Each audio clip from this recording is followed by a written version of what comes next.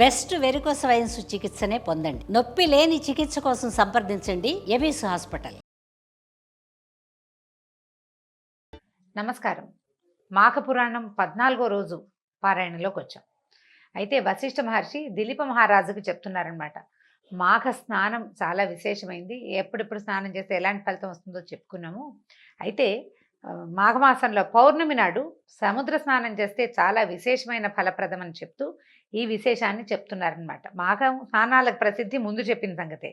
నిజానికి మకర సంక్రమణం జరిగింది మొదలు కుంభ సంక్రమణం వరకు జరిగే మధ్యలో ఉండే కాలం మొత్తకాలం మాఘమాసం అని చెప్తారట. అంటే పూర్వం ఇది పాటించే వాళ్ళేమోనండి. మనం ఇప్పుడు ఏం చేస్తాము, మాఘ పౌర్ణమి పాడ్యమి నుంచి అమావాస్య వరకు మనం మాఘమాసంగా భావిస్తాం. అయితే మకర సంక్రమణం దగ్గర నుంచే అని చెప్తున్నారనమాట. అక్కడి నుంచి కుంభ సంక్రమణం వరకు ఉండే మధ్యకాలము అని ఇది ఒక లెక్క. మరి పవిత్ర స్నానాలు పౌష్య శుక్ల పౌర్ణమితో మొదలయ్యి మాఘ శుక్ల పౌర్ణమితోటి ముగుస్తాయట. చాంద్రమానాన్ని అనుసరించే వాళ్ళకి ఈ మాఘమాసం పౌష్య బహుళ అమావాస్యతో ప్రారంభమయ్యి మాఘ బహుళ అమావాస్యతో ముగుస్తుంది. ఈ మాఘమాసం మొత్తం పవిత్ర స్నానాలు చేయటం విశేషం కానీ, అంటే ఇది విశేషమే కానీ అయితే ఈ యాంత్రిక జీవనంలో అదంతా సాధ్యం కాదు. ఇప్పుడు మనం చేయలేకపోతాం కాబట్టి కనీసం పౌర్ణమి నాడైనా నదీ స్నానం కానీ సముద్ర స్నానం కానీ చేస్తే మాఘమాసం మొత్తం పవిత్ర స్నానాలు చేసిన ఫలితం లభిస్తుందట. ఎందుకంటే ఈ మాఘ పూర్ణిమని మహామాఘి అంటారు. సంవత్సరంలో వచ్చే 12 పూర్ణిమల్లోనూ మాఘ పౌర్ణిమ అత్యంత పవిత్రమైనది, విశేషమైనది అట. ఈ మహామాఘి శివకేశవులిద్దరికీ ప్రీతికరమైంది. అందుకని ఈ మాఘ పౌర్ణమి నాడు తప్పనిసరిగా సముద్ర స్నానం చేయాలి అని చెప్తారు. కార్తీక మాసాల్లో కూడా కార్తీక స్నానాలు కూడా సముద్ర స్నానాలు చెప్తారండి. మాఘం బహు విశేషమైంది, ఎందుకంటే ఇది శివకేశవులని ఇద్దరిని ఆరాధిస్తారని చెప్తున్నారనమాట. సముద్ర స్నానం ఎందుకంటే నదీనాం సాగరో గతి అన్నారు. ఎలా అంటే నదులన్నిటికీ సాగరమే గతి. మనం ఇంకో శ్లోకం చెప్తాం, ఆకాశాత్ పతితంతోయం సాగరం ప్రతిగచ్చతి అని. సముద్రం వైపుకి వెళ్తుంది ఆకాశం నుంచి పడిన ప్రతి చినుకు. అట్లా సాగరమే నదులకి గతి. తర్వాత సకల నదీ నదాలు చివరికి సముద్రంలోనే సంగమిస్తాయి కనుక సముద్ర స్నానం చేస్తే సకల నదుల్లోనూ స్నానం చేసిన పుణ్య ఫలితం దక్కుతుంది. ముఖ్యంగా సముద్రుడి ప్రత్యేకత ఏంటంటే ప్రతినిత్యం సూర్యకిరణాల వల్ల ఎంతో నీరు ఆవిరవుతున్నప్పటికీ సముద్రం తాలూకు పరిమాణం కొంచెం కూడా తగ్గదు. అనుక్షణం నీళ్ళు ఆవిరైపోతూనే ఉంటాయి, అయినా సరే సముద్రం తగ్గదు. అలాగే ఎన్నో జీవనదులు తనలో కలుస్తున్నప్పటికీ సముద్రుడి పరిమాణం పెరగదు. ఎన్ని వేల నదులంటే అన్ని పక్కల నుంచి మనం చెప్పుకునే పెద్ద నదులు 12 కాకుండా చిన్న పెద్ద నదులు ఎన్నో, అయినా సరే సముద్రం పెరగదు, తగ్గదు. అయితే స్థిరత్వమే సముద్రుని యొక్క ధర్మమట. తర్వాత అగాధి జడత్వాలు ఆయన తత్వం, ఇలా చెప్తున్నారనమాట. సాగరుడు సంతోషప్రదుడట. సంవత్సరంలో 4 సార్లు స్నానం చేయాలని, సముద్ర స్నానము అది కూడా ఆషాఢ పూర్ణిమ, కార్తీక పూర్ణిమ, మాఘ పూర్ణిమ మరియు వైశాఖ పూర్ణిమల్లో చేయాలని, అలా సాగర స్నానాలు చేసిన వాళ్ళకి సముద్రుడు సంపూర్ణ ఆరోగ్యాన్ని కలుగజేస్తాడని ఎన్నో పురాణాల్లో చెప్పబడిందట. స్నానం అంటే ఏదో షవర్ బాతు, స్విమ్మింగ్ పూల్లో ఏదో చేయటము, ఇంట్లో ఏదో ఒక 2 చెంబులు నీళ్ళు పోసుకోవటము కాదు. నది తాలూకు ప్రవాహ వేగానికి ఎదురుగా నిలబడి, అది కూడా నడు మునిగేల కంటే నాభి మునిగేదాకా నిలబడి స్నానం చేయాలి. అది కూడా 48 నిమిషాల పాటు స్నానం చేయాలని విధిట. ఒక్కసారి అవకాశం దొరికిన నదిలో నిలబడి మునిగి తల ముంచాల్సిన అవసరమేం లేదు. ఆటలాడటం కాకుండా ఇట్లా నాభి వరకు నీళ్లలో కనుక నిలబడితే ఈ ప్రవాహ వేగం వల్ల వచ్చే కరెంట్స్ అన్నీ శరీరాన్ని శుద్ధి చేస్తాయండి. దానికి ఎంత మంచి మంచి చాలా రకాల విషయాలు చెప్తున్నారు. ఇవన్నీ ఆరోగ్యానికి సంబంధించిందే. ఇప్పుడు మానవుల శరీరం ఎలాగూ ఏమంటారు, పుట్టిన ప్రతి జీవి గిట్టక తప్పదు, గిట్టిన ప్రతివాడు పుడతాడు, బాగానే ఉంది. మనం మరణించక తప్పదు కాబట్టి స్నానం మానేసి అన్నం మానేసి ఉండం. జీవిగా పుట్టినప్పుడు దానికి తగినట్టుగా మనం ప్రయత్నం చేసుకుంటూ వెళ్ళాలి. ఎప్పుడు మన జీవుడికి కాలం పూర్తవుతుందో ఆనాడు వెళ్ళిపోతాం. అప్పటి వరకు మనం చేయవలసిన ప్రతి పని, ప్రతి విధి అన్నీ చేసి తీరవలసింది. అవి సజావుగా చేస్తే ఇహలోకంలో ఇక్కడ జీవితం ప్రశాంతంగా ఉంటుంది. ఆరోగ్యం లేకపోతే ప్రశాంతత లేదు, ఆరోగ్యం వల్ల ఎక్కువ ప్రశాంతత లభిస్తుంది. అందుకని ఈ విధి విధానాలన్నిటిని మనం పాటిస్తూ ఉంటే కనుక ఇబ్బందులు లేకుండా ఉంటాము. ఆరోగ్యము తెచ్చిస్తుంది, పవిత్రత సాధించగలుగుతాము, కొన్ని పాపాలు పోగొట్టుకోగలుగుతాము. దానివల్ల ఏంటంటే తర్వాత జీవితాలు ఇంకా బాగుంటాయని చెప్తారు. సూర్యోదయ కాలం నుంచి అంటే ఇది ఎప్పటి నుంచి చాదస్తం అదని అనుకోకూడదట. సూర్యోదయ కాలం నుంచి సూర్యాస్తమయం వరకు ప్రసరించే సూర్యకిరణాల్లోని విద్యుత్ శక్తిని నదీ జలాలు, సాగర జలాలు తమలో నిక్షిప్తం చేసుకుంటాయి. ఈ స్నానం కూడా ఎప్పుడు చేయమంటున్నారు? సూర్యోదయానికి గంటన్నర ముందు కాలంలో చేస్తే చాలా మంచిదట. ఎందుకంటే ఇది సైన్సే, చాదస్తం ఏం కాదు. నీటిలో విద్యుత్ శక్తి ఉందని మనకు తెలుసు, కరెంట్ ఉంది కదా నీళ్ళలో, మనం అదేగా ఇప్పుడు వాడుకుంటున్నాం. అయితే ఈ సైన్స్ గిన్స్ ఏమీ పుట్టలేదు, మనం కరెంటు తీయటం నేర్చుకోకముందే మన పెద్దవాళ్ళు చెప్పారు. బ్రాహ్మీ ముహూర్తాన్ని నదీ స్నానానికి అనుకూలమైన సమయంగా నిర్ణయించారు. సముద్రుడు, నదులు, జలాలు, నీరు ఇట్లా శక్తిని తీసుకుంటాయి. అప్పుడు ఇంకొక ఏం చేస్తారు, సాయంకాలం అయ్యేసరికల్లా, అంటే సూర్యుడు చంద్రుడు ఇద్దరి గురించి చెప్తున్నారు.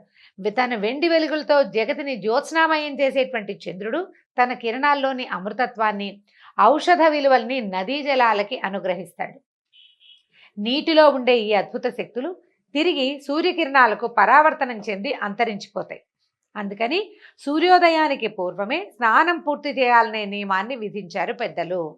ఇంట్లో చేసినా పర్వాలేదు అని అమెండ్మెంట్లు, అంటే సర్దుబాట్లు ఏవో చెప్తున్నారు. కానీ వాకిట్లో బయట చంద్రుడు కనపడే చోట, వాపికూపు తటాకాదుల్లో, సరస్సుల్లో, తర్వాత నదిలో, సముద్రంలో చేయమనేది. ఎందుకంటే ఆ వాటర్, నీరు తీసుకున్నటువంటి కరెంట్స్, నీటిలో ఉండే కరెంట్స్, ఈ చంద్రకిరణాల వల్ల నీటికి కలిగినటువంటి ఔషధ తత్వాలు, అవన్నిటినీ మనం తీసుకోగలుగుతాం. సూర్యుడు వచ్చేసరికల్లా చంద్రుడి వల్ల వచ్చిన ఔషధ గుణం తగ్గిపోతుంది. సూర్యుడి వల్ల వచ్చేది వస్తుంది, అది వేరే కథ. ఇది చంద్రుడి వల్ల వచ్చినటువంటి అమృతత్వం, ఆరోగ్యము, మానసికమైన ప్రశాంతత చంద్రుడి వల్లే వస్తుంది. చంద్రమా మనసో జాతః అని చెప్తారు. చంద్రుడు మనఃకారకుడు, మనసు నుంచి పుట్టాడు, మనఃకారకుడు. ఆ చంద్రమా కిరణాలు పడినటువంటి నీటితో స్నానం చేస్తే మనసు కూడా ప్రశాంతంగా అవుతుంది. అయితే ఈ నడుము నమూను వరకే ఎందుకు మునగాలండి, పైదాకా ఇక్కడ దాకా గొంతు కంఠస్నానం, కంఠవంతం దాకా ఎందుకు? కంఠస్నానం అంటే వేరే కదండి. తలస్నానం అంటే ఒంటి మీద పోసుకునే నీళ్ళని కంఠస్నానం అంటారు. తల తడపకుండా చేసేదాన్ని. కంఠం వరకు, కంఠదఘనంగా ఇంత మటుకు మునిగి ఎందుకు చేయకూడదు అంటే ఏం చెప్తున్నారంటే, గర్భస్థ శిశువుగా ఉన్న పిండానికి నాభినాళం ద్వారానే జీవశక్తులు అందుతాయి. మనకు తెలుసు, అంబ్లికల్ కార్డ్ నుంచి, బొడ్డుతాటి నుంచే కదా బిడ్డకి ఆహారం అందేది. ఇది ఎవరు కాదనలేని సత్యం. అయితే నదీ, సాగర జలాల్లో నిక్షిప్తమైన ఉన్నటువంటి సౌరశక్తి, సోమశక్తి అంటే సూర్యచంద్రుల యొక్క శక్తులు, వాటిని నీ నాభి నుంచే శరీరం గ్రహిస్తుందట. అందుకని నాభి మునిగే వరకు నదిలో నిలబడి స్నానం చేయాలి. సముద్రానికి ప్రవాహం లేకపోయినప్పటికీ ఉత్తుంగ తరంగాలు తమ తాకిడితో ఆ శక్తులని, అంటే సముద్రానికి ఎలా ఉంటుంది ప్రవాహం, అలా కదులుతూ వెళ్ళదు, కానీ ముందుకు వస్తూ ఉంటుంది కదా. ఈ తరంగాల వల్ల ఆ కరెంట్ వస్తుందట మనకి, ఆ శక్తిని శరీరానికి అందిస్తుంది. కాబట్టి సముద్రుని పూజిస్తూ చేసే ఈ 4 స్నానాల్లో మాఘ పూర్ణిమ స్నానం చాలా ముఖ్యమైనది. వీలు కుదిరితే చేద్దాం. సముద్రము, నదులు అందుబాటులో లేని వాళ్ళ పరిస్థితి ఏమిటి అంటే, అప్పుడు బావుల దగ్గర కానీ, చెరువుల దగ్గర కానీ గంగా, సింధు, కావేరి, కృష్ణ, గౌతమి పేర్లు స్మరిస్తూ స్నానం చేస్తే ఆయా నదుల్లో స్నానం చేసిన ఫలితం కూడా లభిస్తుంది. దేనికైనా భక్తి ప్రధానం. అది లేకపోయాక కాకిలాగా 10 సార్లు స్నానం చేసినా ఎంతసేపు నీళ్ళలో మునిగి బయటకు వచ్చి ఒళ్ళు దులుపుకుంటూ ఉంటుంది కాకి. నీళ్ళ కింద తల పెడుతుంది, మళ్ళీ ఒళ్ళు దులుపుకుంటుంది. ఏమి ప్రయోజనం లేదు. కర్రలు తేలుతూ ఉంటాయి నదులు నీళ్ళల్లో, ఏం ప్రయోజనం? ఏముండదు, ఊరికే కర్ర నాంతుంది, కాకి తడుస్తుంది అంతే. అలా కాదు, శ్రద్ధతోటి, భక్తితోటి చేస్తే ఇంకా మంచి ఫలితం లభిస్తుంది. లేకపోయినా తడిపే, తడవటం వల్ల వచ్చేది వస్తుంది. రావాల్సిన పూర్తి స్థాయి ఫలితం భక్తి వల్లే వస్తుంది. మాఘ పూర్ణిమ యొక్క స్నాన ఫలితం చెప్తున్నారండి, కొన్ని చిన్న వాక్యాల్లో చెప్పేస్తున్నారు. ఇంట్లోనే వేడి నీళ్ళు స్నానం చేస్తే మాఘంలో 6 సంవత్సరాలు శుభ్రంగా స్నానం చేసిన ఫలితం ఆ నెల రోజుల్లోనే లభిస్తుందట. బావి నీళ్ళతో స్నానం చేస్తే 12 సంవత్సరాల పుణ్యస్నాన ఫలితం వస్తుంది. చెరువులో స్నానం చేస్తే 24 సంవత్సరాల పుణ్యస్నాన ఫలితం లభిస్తుంది. సాధారణ నదిలో స్నానం చేస్తే 96 సంవత్సరాల పుణ్యస్నాన ఫలితం లభిస్తుంది. పుణ్యనదీ జలాలలో స్నానం చేస్తే 9600 సంవత్సరాల పుణ్యస్నాన ఫలితం లభిస్తుంది. ఇది కాకుండా నదీ సంగమ స్థానాలు ఉంటాయి కదా, నదులు సంగమించేవి, నదులు సముద్రంతో సంగమించేవి, అట్లా ఈ 2 నదులు కలుస్తాయి కొన్ని చోట్ల. అలాంటి చోట స్నానం చేస్తే 38,400 సంవత్సరాల పుణ్యస్నాన ఫలితం లభిస్తుందట.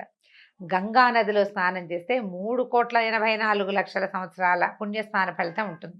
వీటన్నిటితో పాటు ఇవన్నీ కాకుండా ప్రయాగలోని త్రివేణి సంగమంలో 3 నదులు, గంగా, యమున, సరస్వతి, ఆ 3 నదుల సంగమంలో స్నానం చేస్తే గంగలో స్నానం చేసిన దానికంటే 100 రెట్ల అధికమైన ఫలితం లభిస్తుందట. సముద్ర స్నానం చేస్తే వచ్చే పుణ్య ఫలితానికి చెప్పడానికి మాటలు లేవట, అంత పుణ్యం వస్తుంది.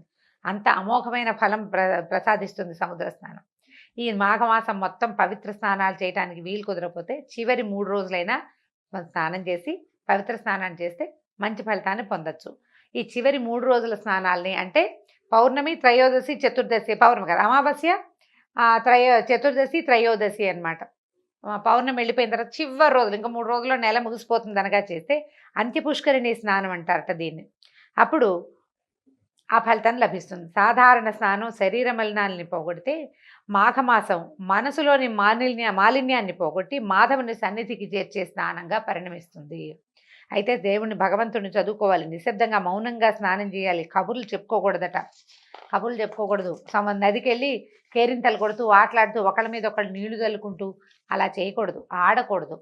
తర్వాత స్నానం అయిన తర్వాత ఆ సూర్యుడికి అర్ఘ్యప్రదానం చేయాలి, దండం పెట్టుకోవాలి. ఏం చెప్తామంటే, ఓ పరంజ్యోతి స్వరూపుడా నాయన ప్రత్యక్ష నారాయణమూర్తి, నీ తేజస్సుతోటి నా పాపాలన్నీ 1000 తునాతునకలై రకలైపోయి ఈ నీళ్లలోనే పడి నశించిపోవాలి. నాలో ఉన్న అనారోగ్యం, శారీరక మానసిక అనారోగ్యాలు కూడా నశించిపోవాలని సూర్యుడికి అర్ఘ్యం ఇస్తూ దండం పెట్టుకోమంటున్నారు. దీని తర్వాత పితృదర్పణాది నిత్యకర్మలుంటే పూర్తి చేసుకుని ఇష్టదైవాన్ని ఆరాధించాలి, దాన ధర్మం చేయాలి. వస్త్రాలు, కంబళి అంటే దుప్పటి, పాదరక్షలు, గొడుగు, తైలము, నెయ్యి, తిలపూర్ణ ఘటము, నువ్వులతో నింపినటువంటి పాత్ర, బంగారము, అన్నము మొదలైనవి దానం చేస్తే మహాపుణ్య ఫలితం లభిస్తుందట. చేయగలిగే సామర్థ్యం ఉన్నవాళ్ళు గనక అవకాశం ఉంటే నేతితో తిలహోమం చేస్తే మరింత పుణ్యం వస్తుందట. మామూలుగా తిలలు చాలా మంచివి, కానీ ఏమంటే నువ్వులు ముట్టుకోకూడదని అలా అనుమానాలు ఉంటాయండి. శనివారం ముట్టుకోకూడదు, శుక్రవారం ముట్టుకోకూడదు, చాలా ఉంటాయి. సాక్షాత్తు శనేశ్వర స్వరూపం అని అదని భావిస్తాం. అలా అది చాలా తప్పట. విష్ణుమూర్తి యొక్క స్వేద బిందువులే తిలలట. తిల ఎట్లా జన్మించిందంటే విష్ణుమూర్తి యొక్క స్వేద బిందువు నుంచి జన్మించిందట. సాక్షాత్ విష్ణు రూపాలు, ఈశ్వర ప్రతీకాలు. అందుకని శివుడికి ఏం చేస్తారు, ఏకాదశి రుద్రాభిషేకం చేసేటప్పుడు తిలలతోటి అభిషేకం చేస్తారు. ఒక అభిషేకం తిలలతోటి చేస్తారు. తిలలకు అంత విశిష్టమైన స్థానం ఉంది. అయితే ఈ మాఘమాసాలు ఏం చెప్తారంటే, ఈ నెల రోజులు 1 వంతు చక్కెర, 3 వంతులు తిలలు అంటే 3 స్పూన్లు నువ్వులు కనుక వేస్తే కాస్త వేయించి ఓ స్పూన్ పంచదార వేసి దాన్ని కొద్దిగా గ్రైండ్ చేసి నువ్వుల పొడి అది ఎవరికైనా పెట్టడం, అది ప్రసాదంగా పనిచేస్తుంది అనమాట. విష్ణుమూర్తికి నివేదన చేయటము, ఆ తర్వాత ప్రసాదంగా పంచిపెట్టమంటున్నారు. తిలపాత్ర దానం చేయటం కూడా చాలా మంచిది. అంటే ఒక చిన్న రాగి పాత్ర తీసుకుని నిండా తిలలు, నువ్వులు పోసి పైన ఒక చిన్న బంగారపు నలుసు పెట్టమంటున్నారు శక్తి అనుసారం. ఇప్పుడు గ్రాము కూడా పెట్టలేని పరిస్థితికి వచ్చేసామండి మనం, బోళ్ళంత ఖరీదైపోయింది. పెట్టగలిగితే పెట్టటము, లేదా ఒక పండు తాంబూలం పెట్టి ఎవరికైనా ఇవ్వండి అని చెప్తున్నారు. తిలపాత్రని బ్రాహ్మణుడికి దానం చేస్తే మనోవాంఛితం నెరవేరుతుందట. ఇది జాతకరీత్యా ఏమైనా శని దోషము, పీడ అవన్నీ ఉంటే అవి నశిస్తాయట. ఆఖరి మాట ఏం చెప్తున్నారంటే, మాఘమాసం నెల రోజులు పవిత్ర స్నానాలు చేయాలని, ముఖ్యంగా మాఘ పౌర్ణమి నాడు సముద్ర స్నానం చేయాలని చెప్పుకున్నాం కదా. పూర్ణిమకి సముద్రానికి సంబంధం ఏమిటి అనేది చివరి 2 వాక్యాల్లో చెప్తున్నారు. ప్రతి పూర్ణిమకి, అమావాస్యకి సముద్రానికి పోటు ఎక్కువగా ఉంటుంది. పౌర్ణమి దైవ సంబంధమైన తిథి, అమావాస్య పితృదేవతలకు సంబంధించిన విధి. అందుకని ఈ 2 పుణ్యతిథుల్లోనూ సముద్ర స్నానం చేయాలని శాస్త్ర నియమం. ఇది కూడా మళ్ళీ చీకటి పడ్డాక చేయకూడదండి, వెలుగుండగానే చేయాలి. మామూలుగానే సాయంకాలాలు సముద్రాలకి ఆటుపోట్లు ఎక్కువ అవుతాయి. పౌర్ణమి, అమావాస్యల్లో పోటు అవి హెచ్చుగా ఉంటుంది, ఎక్కువ ఉంటుంది అనమాట. వేగం పెరిగిపోతుంది. చంద్రోదయం అయ్యేసరికల్లా సముద్ర వేగం పెరిగిపోతుంది అనమాట. ఆ సమయంలో చేయకూడదు. పౌర్ణమి రోజుల్లో సాయంకాలాలు చీకటి పడ్డాక ఎప్పుడు సముద్ర తీరాల్లో ఉండటం ఏమంత మంచిది కాదు. మన పాత పెద్దవాళ్లే చెప్పేవాళ్ళు, ఇప్పుడు అసలు మంచిది కాదు. కాబట్టి పగటి వేళల్లోనే చేయాలి. జ్యోతిశాస్త్ర రీత్యా పూర్ణిమ తిథి నాడు రవిచంద్రులు ఒకరికొకరు సమసప్తక కేంద్రగతులై పరస్పరం వీక్షించుకుంటారు. వాళ్ళిద్దరూ కరెక్ట్గా ఒక యాంగిల్లో కలుస్తారనమాట. ఆ తర్వాత అమావాస్య నాడు రవిచంద్రులు కూడా ఒకే కేంద్రంలో ఉంటారు. కాబట్టి ఇది వాళ్ళిద్దరికి ఉన్న సంబంధం. సూర్యుడు చంద్రుడు ఉన్న సమయంలో కనుక సముద్ర స్నానం ఆ రోజుల్లో కనుక చేస్తే ఆ ఇద్దరి తాలూకు ఫలితం లభిస్తుందని చెప్తూ వశిష్ఠ మహర్షి ఈ కథని, ఈ విషయాన్ని మన దిలీప మహారాజుకు తెలియజేశారు. ఈ సందర్భంలో ఈ గంగా స్నానము, సముద్ర స్నానము లేదా గంగా సముద్రంలో కలిసే చోట స్నానం చేయటం ఫలితాన్ని గురించి చెప్తూ వశిష్ఠ మహర్షి ఒక విశేషమైన కథని దిలీప మహారాజుకు తెలియజేస్తున్నారు. అది ఏమిటట కథ? పూర్వము గృత్స్నమధుడనే మహర్షి జన్హు మహర్షి వీళ్ళిద్దరూ కలిసి మాట్లాడుకుంటున్నారట. మాఘమాస వ్రతం చేయటం వల్ల మనుషులకి జ్ఞానము, మోక్షము కలుగుతుందా అని అడిగితే కనుక జన్హు మహర్షి ఏం చెప్పారంటే, పూర్వం మాఘమాస వ్రతం ఆచరించడం వల్ల ప్రాణికి ఇహలోక పరలోక సుఖాలు కలుగుతాయి, వాళ్ళ కష్టాలు తీరుతాయి అని చెప్పి ఇలా చెప్పేవాళ్ళు పెద్దలు. అయితే సంతుష్టుడైన మానవుడు ఇంకా హరికి ప్రీతికరమైన వ్రతాలను కూడా చేసి జ్ఞాని అయి సత్కర్మల్ని ఆచరించి ముక్తిని పొందుతాడు. మనం పెద్దవాళ్ళు చెప్తారు, మనం అది తెలుసుకుని ఏం చేస్తాము, ఓహో పెద్దవాళ్ళు చెప్పారు కదా అని ఏదో ఎన్నో కొన్ని ఆచరిస్తూ ఉంటాం కదా. అలా ఆచరించినటువంటి ఒక బ్రాహ్మణుని కథ చెప్తాను చూడమన్నాడు. ఏంటట, పూర్వం గంగా తీరంలో ఒక బ్రాహ్మడు ఉండేవాట. ఆయన వేదాంగాలు చదువుకున్నాడు, ఉత్తమశీలుడు, ఆచారవంతుడు, బహుబుద్ధిమంతుడు, నీతి, దయ, జ్ఞానము, ఇంద్రియ జయము అన్నీ ఉన్నాయి ఆయనకి. ఈయనకి చక్కగా ఉత్తమురాలైన ఒక భార్యమణి కూడా ఉంది. కానీ సంతానం లేదు చాలా సంవత్సరాల కాలం పాటు.